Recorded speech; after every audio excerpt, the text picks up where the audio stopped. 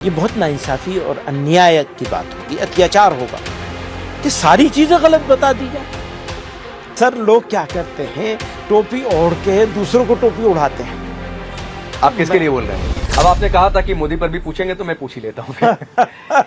प्रधानमंत्री मोदी और बीजेपी को लेकर यह बार बार पोर्ट्रे किया जाता है कि वो मुसलमानों के खिलाफ हैं, वो सत्ता में रहे तो फिर तो हिंदू राष्ट्र बन जाएगा। मैंने पहले जवाब दिया आपको, मुसलमानों के बारे में बात मत करिए, बल्कि देश के बारे में बात करिए। देश में यकीनन उनके हाथ से बहुत से अच्छे काम और उन्हें अप्रिशिएट किया जाना चाहिए। मैंने बारहा इंटरनेशनल पॉलिसी पर, फॉरेन पॉलिसी के ऊपर, उस जमाने में जब रशिया और इसको लेकर के उन्होंने जो कुछ काम किए थे, मैंने कहा था, पुरानी बात हो गई, 2 साल पुरानी, 2.5 साल, तब भी कहा था, आज भी कहता हूं, ये बहुत नाइंसाफी और अन्याय की बात होगी, अत्याचार होगा कि सारी चीजें गलत बता दी जाए। अब अगर मुझे उनका हिमायती बनना है, सपोर्टर बनना है, तो सारी चीजों को अच्छा कहना पड़ेगा, यह भी गलत है। अगर मुझे कोई चीज ऐसी लगेगी, जैसे उनकी इस बारे में खामोशी है, जो इस्लामोफोबिक सिचुएशन क्रिएट की जा रही है, उसके बारे में उनकी खामोशी, उस पर मुझे बहुत ऑब्जेक्शन है, बहुत एतराज है। लेकिन उनकी बहुत सारी चीजें हैं जिसके ऊपर मैं तारीफ कर सकता हूं, बहुत सारी तारीफ। मैं योगी वाला सवाल इनके लिए भी पूछ लेता हूं कि मुसलमानों के लिए बेहतर है या मुसलमानों के खिलाफ है? अगर देश के लिए बेहतर है तो सबके लिए बेहतर है। तो देश के लिए बेहतर है या देश के खिलाफ है? ये तो देश वाले फैसला करेंगे। आप भी तो देश के हैं। मैं यही बता रहा हूं ना कि आप मुझसे मुसलमानों के कॉन्टेक्स्ट में इस तरह से सवाल करेंगे तो मेरे लिए बहुत मुश्किल होगा ये बात कि मैं ये कहूं कि बहुत बदतर है। ये कैसे हो सकता? कोई आदमी नहीं तो चलिए मैं इसको थोड़ा सा डिफाइन कर देता हूं। एंटी मुस्लिम होने का नैरेटिव जो विपक्षी पार्टियां सेट करती हैं, वो सिर्फ वोट बैंक के लिए सेट करती हैं या प्रधानमंत्री मोदी एंटी मुस्लिम है? क्योंकि वो कहती हैं कि ये मस्जिदों में नहीं जाते हैं, मुसलमानों से बात नहीं करते हैं, जबकि हमने अगर वो मस्जिदों में जाने लगेंगे, अगर वो मस्जिदों में जाने लगेंगे, अगर वो रोजा इफ्तार कराने लगेंगे, अगर वो टोपी पहनने लगेंगे, तो क्या मुसलमानों के लिए बहुत अच्छे हो जाएंगे? मैं तो नहीं मानता इस बात को, कभी भी नहीं मानता इस बात। तो चलिए बता दीजिए सर, एंटी मुस्लिम होने का नैरेटिव सही है या गलत? यही तो कह रहा हूं कि अगर वो मस्जिदों में जाने लगे, अगर वो टोपी ओढ़ने लगे, नहीं मैंने छोड़ी दिया। लोग क्या करते हैं सर, लोग क्या करते हैं, टोपी ओढ़ के दूसरों को टोपी उड़ाते हैं। आप किसके लिए बोल रहे हैं? कोई भी हो, कांग्रेस के लिए? नहीं, अब आप फिर वही बात आप कहीं से कहीं ले जाएंगे, ये नहीं। बल्कि मैं ये कह रहा हूं कि आप धार्मिक चिन्ह, जैसे कोई मुझे कहने लगे कि तुम तिलक नहीं लगाते हो, तो मैं तिलक नहीं लगाऊंगा, तो मैं क्या हिंदुओं के लिए बुरा हो जाऊंगा? ये नहीं होता। हमें ये देखना है कि ओवरऑल क्या है और एक्शंस क्या है।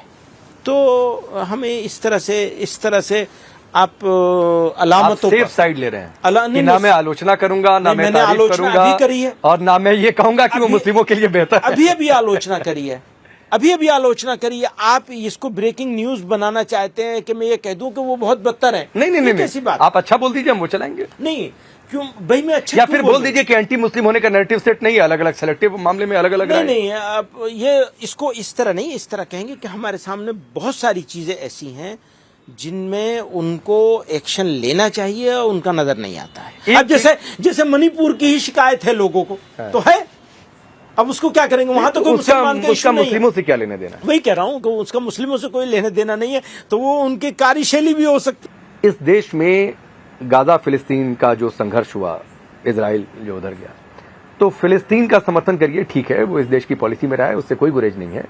लेकिन ये कि उसको मुस्लिम से जोड़ देना, फिर वो बांग्लादेश वाले वहां पर हिंदू मारे गए, उन पर चुप हो जाना, आपको नहीं हुआ है?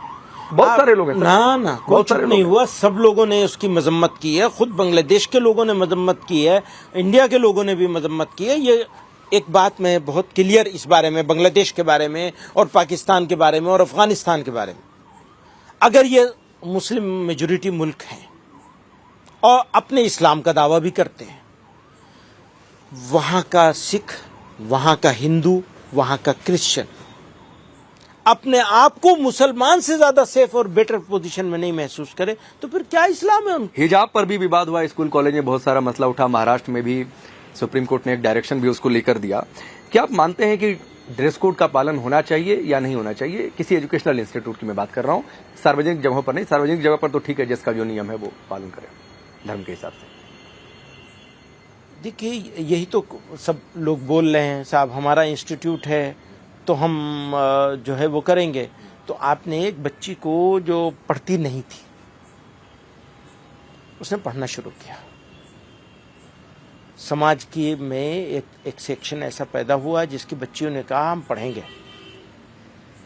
आपने कहा हम तुम्हारा हिजाब नोच लेंगे ड्रेस कोड के नाम पे। जो भी कह रहे हैं ड्रेस कोड का हवाला दे रहे हैं। अरे भाई, उसका कलर फिक्स कर दीजिए, उसका डिजाइन फिक्स कर दीजिए। बहुत सारे तरीके हो सकते हैं एकोमोडेट करने के। आप एकोमोडेट करने के लिए तैयार नहीं हो और मैं कहता हूं मेरी बच्चियों को हर हाल में मुझे पढ़ाना है, तो फिर अब मुझे यही करना पड़ेगा कि मैं कहूंगा कि भैया अपने लिए बनाओ। तो कितने बना लेंगे, ये भी है। तो आप ये चाहते हैं कि एक स्कूल में, एक क्लास में कोई मुस्लिम है वो हिजाब पहन कर आए, कोई हिंदू है वो धोती कुर्ता में तिलक लगा कर आए। बहुत इससे अच्छी क्या बात, यूनिफॉर्मिटी ये रहेगी? बहुत अच्छा रहेगा।